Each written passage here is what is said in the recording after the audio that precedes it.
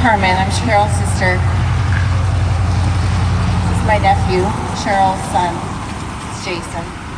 This is my niece, Juanita, who I just met today for the first time. And there's a little bit of anger about that, but I'll get into that in a sec. Thank you all for coming. Can I get a raise of hands of who's here because you knew my sister? Can I get a raise of hands of people who are here because you know me? Can I get a raise of hands because you are here because of the awareness that you want to be part of raising this?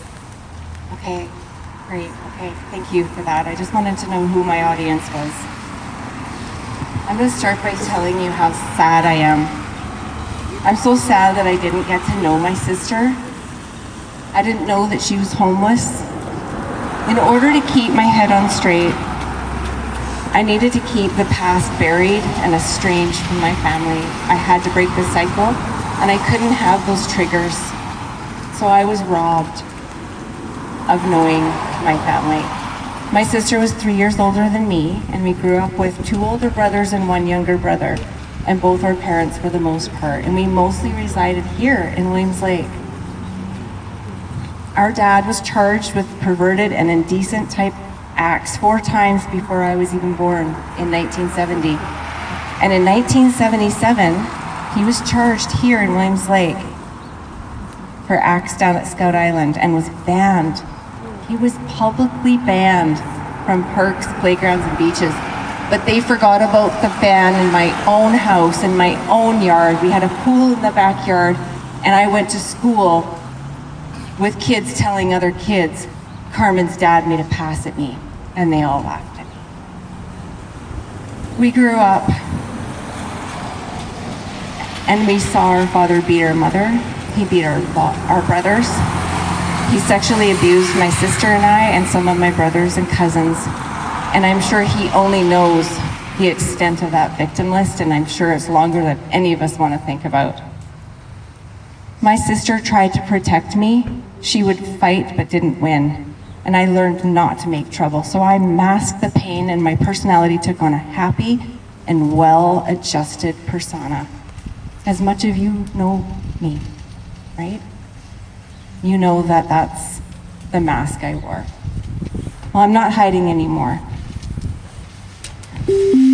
She kept fighting for justice and lived her pain out in the open, and eventually needed help with that pain. It was her that initiated the charges against our father in the mid-90s, and he ended up serving a measly little federal 4-year sentence, and the rest of my family got a life sentence of pain and disconnection. And that impact carries on through his kids and grandkids, and our whole family's in pain and disconnected, and I don't hardly know them. My older brothers moved out at a young age. My sister became pregnant at 16 with this beautiful boy beside me.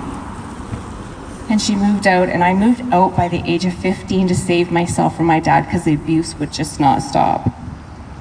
But I can still feel that yearning of being a child and wanting to be saved. I just wanted to be saved, and I wanted to live elsewhere. We are facing an addiction and hopelessness crisis as too many complexities, and there are too many complexities to fix it. As Councillor Boehm said, there's not a lot of solutions, but I have an idea. I have a bit of a path forward, and I want to talk to you about that. The work needs to start when kids are born. Community members need to say something if they see something. We need to be trauma informed. You need to do the work, you need to get educated, you need to share it. Many people knew what was going on in our home, and nobody did anything. And I don't blame everybody, but we just didn't have the language, we didn't have the know-how. Kids need to stop being abused and neglected.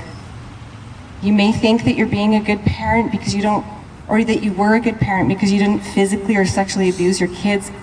But if you are not trauma informed and do not tend to the emotional state when they are in pain, then they are at risk of managing that pain later on in life, often with drugs and alcohol.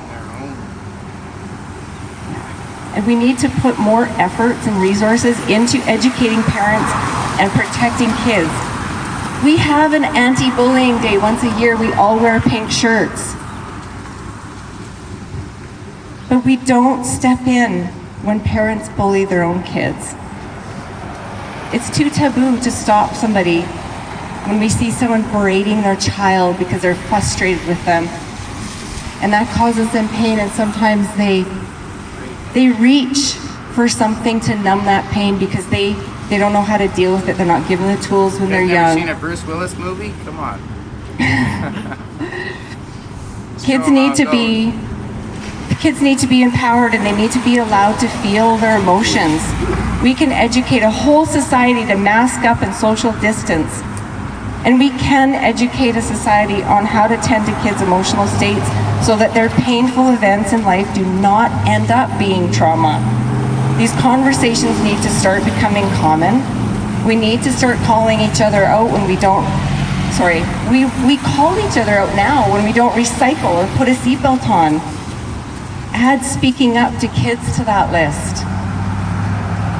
I want to finish by putting an effort to inspire you, and especially you younger people, or people that know younger people, share this message. To know that life is hard, but there are options and you do get to choose. Sorry in advance if this feels insulting for any of the choices many have made. And if you are in pain either now or in the future, please tap into the support and the education around healing.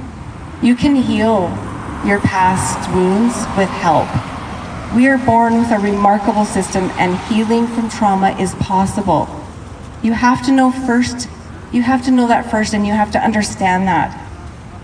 I think that when someone's in pain, they seem hopeless, but if there was more awareness on the possibility of healing, people might begin to trust that and see that they have choices and see that they have options. So I'm not blaming anyone for their situation right now. No matter what choices you make, life is hard work. So if you are in pain and you need to see that choosing your heart, it's crucial to the rest of your life. Hard number one is to reach out for help with your pain, and then to be responsible for your life and your future. You get up and you go to work and you pay your bills, you become self-sufficient, and that gets you a roof over your head and food in your belly. Maybe this even feels impossible because you're so depressed and riddled with anxiety, and it will be super hard. But the other hard is when you're in pain and you don't reach for help, and instead you do reach for what's too readily available. It's that first hit. It's that drink to manage your pain and your depression and your anxiety. And then, consequently, you're out on the streets and you're not knowing where your next meal is going to come from. Both of those choices are hard work. Please remember that this is not a judgment for anyone right now, but a call to action to help our younger generation to see that there's hope and healing, to make sure that these resources are available and they're shared. Talk, speak up. If you see something, say something. If you think, even if you can make a difference on one person, it's so worth it. I'm not sure how, but I ended up choosing to not use something harmful to numb my pain, but instead I worked hard at having a roof over my head and getting up for work when I desperately wanted to lay in bed for the rest of my life. I say this is only an effort to inspire and not to blame. And I thank you all for coming, and I thank you in advance for sharing this message. Honestly, it seems impossible to fix the problem right now, and I know even Williams Lake's been in the news lately for this crisis, and I'm so sorry that this is touching so many lives, but